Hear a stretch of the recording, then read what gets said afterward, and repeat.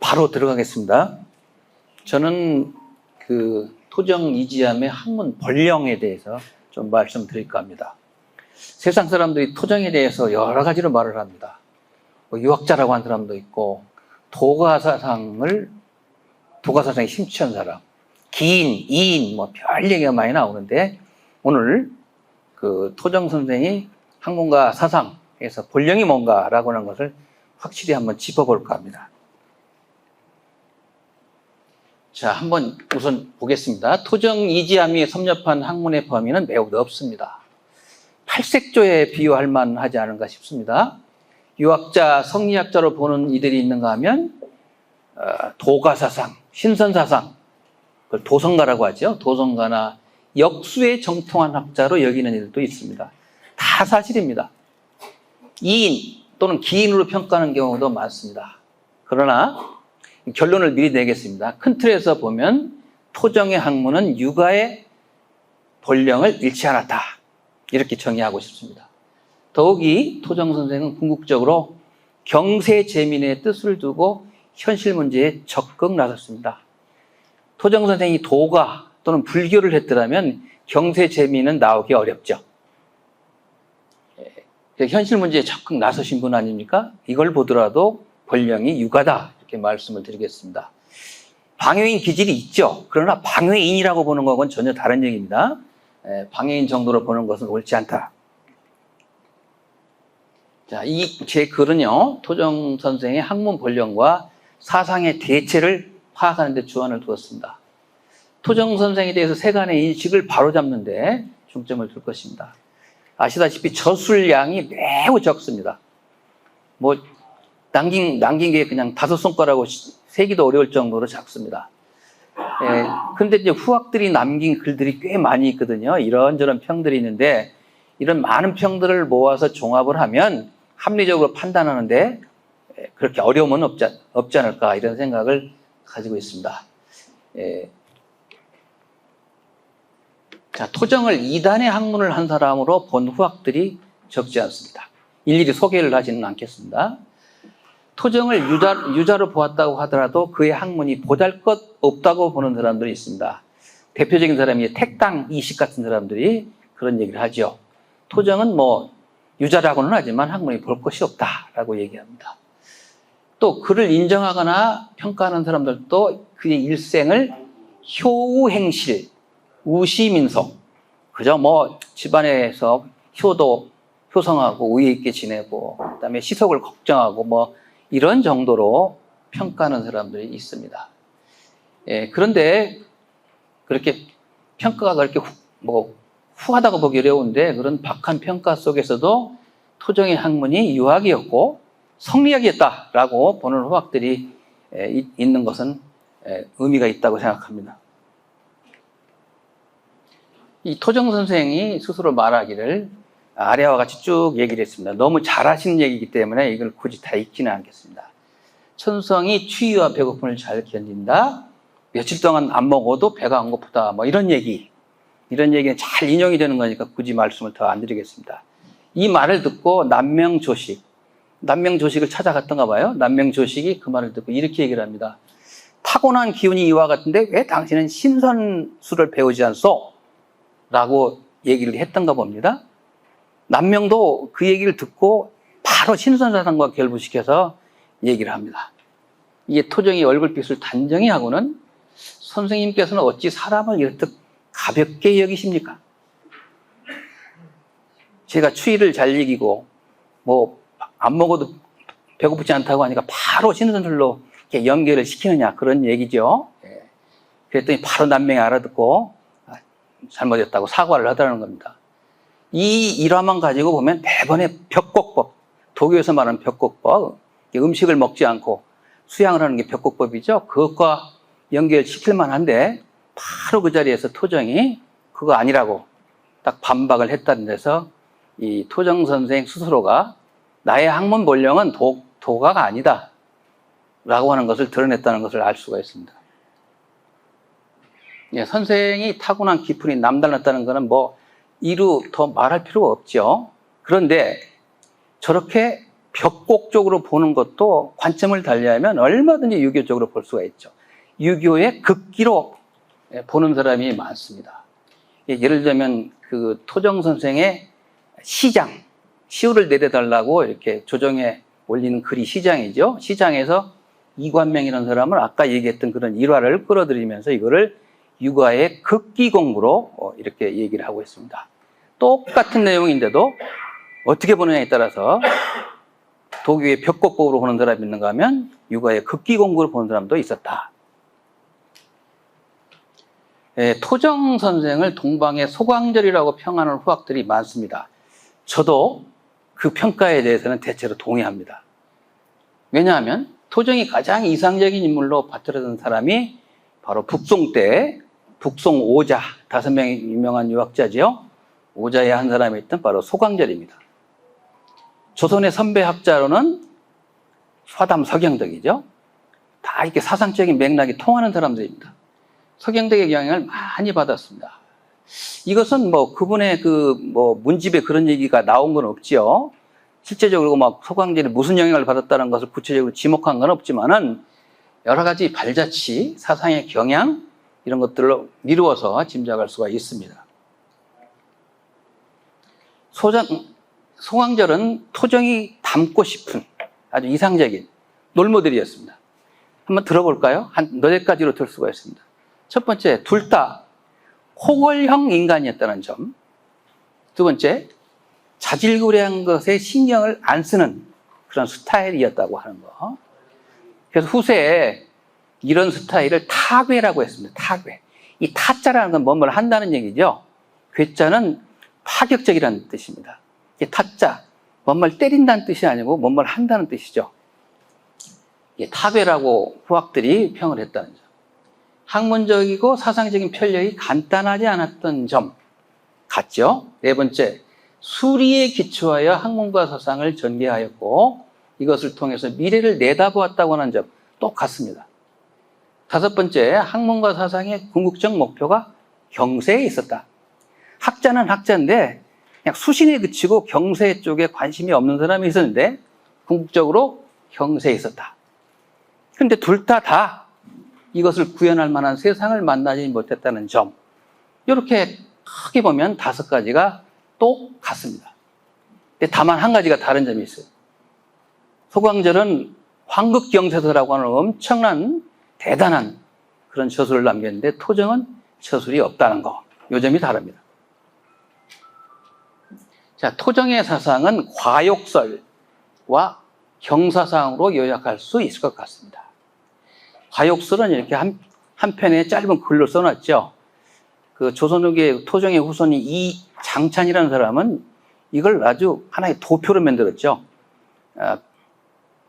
토정 집안뿐만 아니라 웬만한 사람 집에 병풍으로 써서 이렇게 펴놓고 늘 읽어도 좋을 만한 그런 글입니다. 과욕설. 이 과욕설은 좀 이따 말씀드리겠습니다. 토정의 조카인 이산해가 토정의 학문에 대해서 이렇게 얘기를 합니다.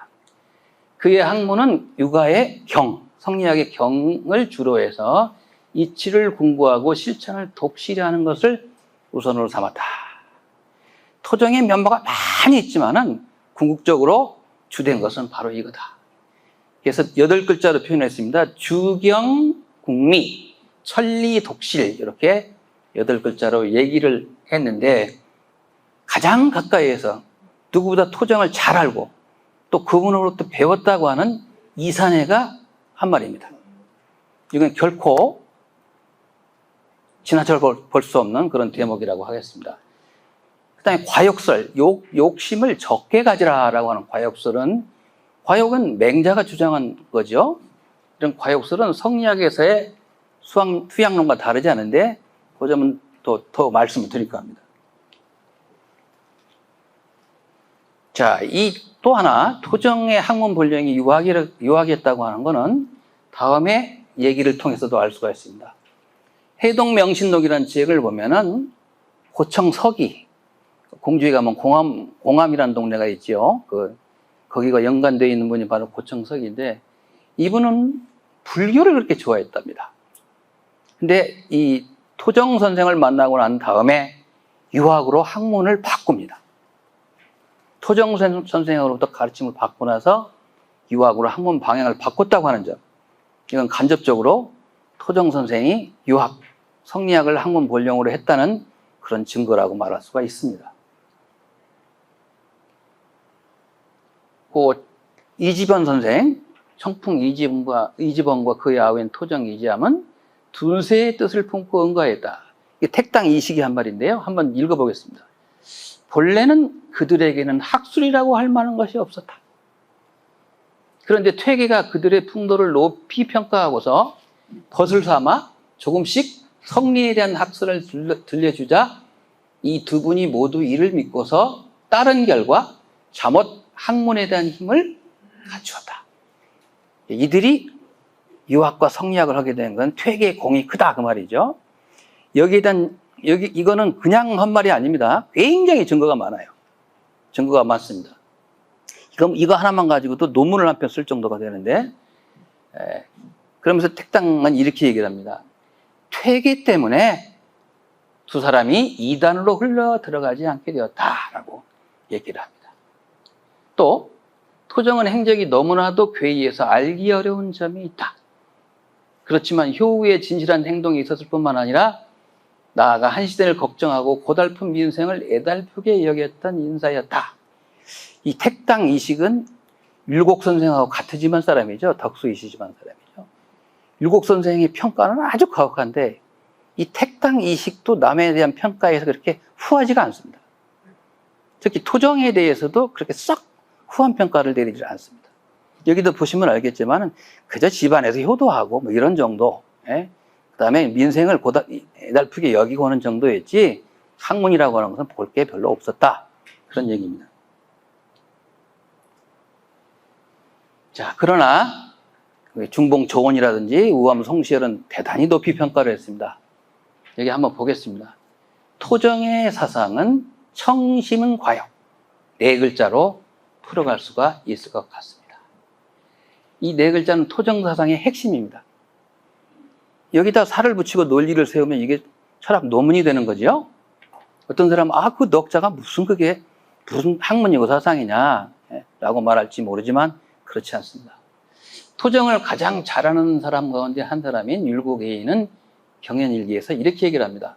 맑은 마음에 욕심이 적어서 명리나 성색, 여자를 좋아하는 거죠. 성색에 담담하였다라고 얘기를 했습니다. 이로부터 마음을 맑게 하고 욕심을 적게 하는 청심과욕이 토정의 수양론을 대표하는 핵심 주제어가 되었습니다. 이것은 율곡의 제자인 중봉 조원을 거쳐서 우암 송시열에까지 이르게 됩니다.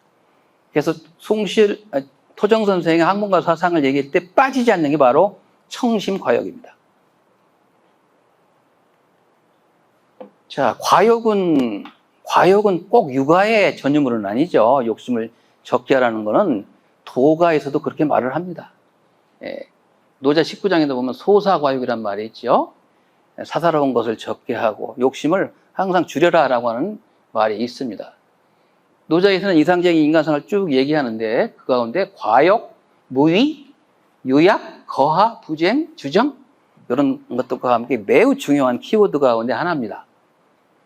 근데 불교는 좀 다르죠. 욕심을 적게 하라, 줄이란 게 아니라 욕심을 없이 하라 그러죠. 없을 문자를 쓰잖아요. 좀 다릅니다. 과욕이 아닌 무욕을 강조합니다. 불교의 지향점은 무욕, 무심, 무아. 유가나 도가하고는 다릅니다. 토정 선생의 글을 보면 불교 쪽은 없어요. 아무리 찾아봐도 없습니다. 토정은 맹자가 말한 양심 막의 과욕이라. 마음을 수양하는 데는 과욕만 한 게 없다라고 하는 것을 당신의 수양의 대강령으로 내세우면서도 말씀은 과욕까지만 말씀하셨지만 실제 행동은 무욕까지 바라보았습니다. 여기서 바로 그분의 지향점을 읽을 수가 있을 것 같습니다. 토종의 과욕설은 인욕을 막고 천리를 보존하자는 그런 뜻이죠. 성리학의 수양론이 있다는 거 아닙니다. 바로 이겁니다. 성리학의 수양. 그걸 우리가 성리학적 용어로 하면 존천리 과인욕 그렇게 말씀을 하죠. 토정이 남긴 말을 보면 이런 얘기가 있습니다. 아주 짧지만요, 우리한테 아주 전달하는 메시지가 강렬합니다. 악한 범은 사람의 작은 몸을 엿보고 사특한 생각은 사람의 큰 몸을 먹어 들어가는데, 사람들은 사나운 범은 무서워하지만 사특한 생각은 무서워하지 않는다. 이게 어찌된 일이냐라고 얘기를 합니다. 수양론과 관련해서 참 한마디이지만 아주 굉장히 강렬한 메시지를 담았습니다. 여기서 토정의 학문 분량이 육아임은 물론이고 성리학의 수양론에 기반을 두었음을 짐작할 수 있게 됩니다. 바로 이산해가, 조카인 이산해가, 우리 선생님은, 우리 작은아버지는, 우리 숙부님은 항상 경을 가지고 학문의 주로 삼았다라고 하는 것이 지나친 말이 아니라는 거, 수식어가 아니라는 걸 알 수가 있습니다. 토정의 또 글 가운데 아주 또 빼놓을 수 없는 거, 기가 막힌 또 글이 하나 있죠. 저는 이제 이걸 보면서 글을 많이 남겨준 건 아니다. 한두 편이라도 말이죠. 제대로 된 걸 남겨가지고, 시효가 아무 글 많이 써도 시효 1년밖에 안 가는 글 100편 쓰면 뭐합니까? 한 편을 쓰더라도 100년, 1000년 가는 게 좋죠. 그 가운데 하나가 차 도정절 귀거래사라는 그런 시하고요. 과욕설, 이건데요. 여기서 바로 육아에서 말하는 존심양성의 그런 단서를 볼 수가 있습니다. 도자매 귀거래사를 본받아 지은 이 시를 보면요. 아주 길지요. 굉장히 깁니다. 굉장히 긴데, 사자성어로 그 내용을 요약하면 이렇습니다. 종심서, 평생 자기 좋은 것을 해야 된다. 그런 얘기입니다. 그 다음에 안빈낙도, 세 번째 천리중도, 실천을 하는데 중도적 입장을 취한다라고 하는 거. 이게 바로 여기 천리중도라고 하는 육아의 정신, 바로 그거죠. 얼른 보면 잘못하면 이 시를 잘못 읽으면 이 양반이 도가에 빠졌구나 이렇게 볼 수가 있는데, 천리중도 매우 중요한 거죠. 견기퇴유, 일이 돌아가는 기미를 보고 물러나서 이렇게 은둔한다고 하는 견기퇴유입니다. 그 다음에 부지불언, 남이 알아주지 않아도 화내지 않는다는 거. 이게 논어 첫 구절에 나오는 거죠. 여섯 번째는 내성불, 자기 스스로 늘 반성하고 또 반성해서 조금 더 부끄러움이 없게 하자라고 하는 것이 바로 내성불입니다. 이거 전부 다 육아에서 흔히 볼 수 있는 그런 용어들 아닙니까? 토정은 마음이 몸에게 사형을 당하는 것, 심의 형역, 이걸 크게 걱정하면서 밖으로 달리는 것보다 안으로 파고들어서 인간의 내면적 본질을 추구하라 그렇습니다. 이게 바로 성리학이죠. 다른 게 뭡니까? 성리학이 대단한 게 아니에요. 이게 바로 성리학입니다. 이 차 도정절 귀거래사를 보면 부분 노장사상과 이렇게 통하는 부분이 있습니다. 근데 그것만 보고 노장과 통했네? 노장적 기분이 굉장히 많은데 이렇게 말하면 안 되는 거고, 전체를 보고 평을 해야 되겠다. 이런 말씀 드리고 싶습니다. 이 과욕설과 함께 병칭되는 것이 대인설입니다. 대인설. 자, 다른 쪽에서는 진인, 참진짜 진인이라고 쓰기도 하고, 뭐 여러 가지로 표현을 합니다만, 또 지인이라고 하죠.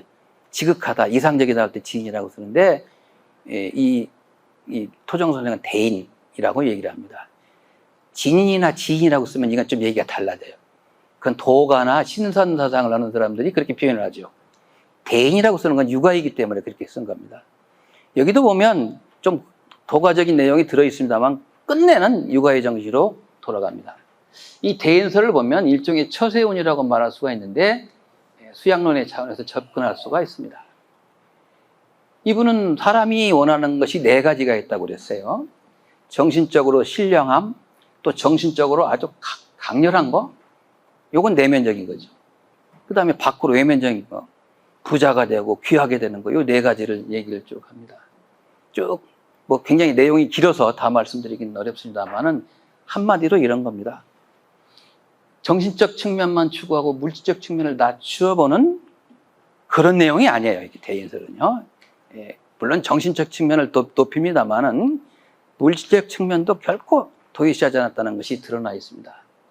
그 다음에 사람의 혼우, 나약, 빈궁, 미천, 이거를 경계하면서도 이런 것들을 얼마든지 노력을 통해서 극복할 수가 있다. 인간의 노력을 강조를 하고 있습니다. 여기 이제 과욕설의 이제 주된 내용은요, 권력과 명예에 대한 미련을 끊고, 재물에 대한 욕심을 끊고, 남과 겨루어 이기려거나 앞서려는 경쟁심을 끊고, 부질없는 지적 욕구를 끊으라. 부질없는 지적 욕구를 끊으라. 요게 좀 도가와 좀 통하는 측면입니다. 요게. 이 네 가지를 할 수 있는 사람이 바로 대인이다. 근데 마치 당신을 얘기하는 것 같아요.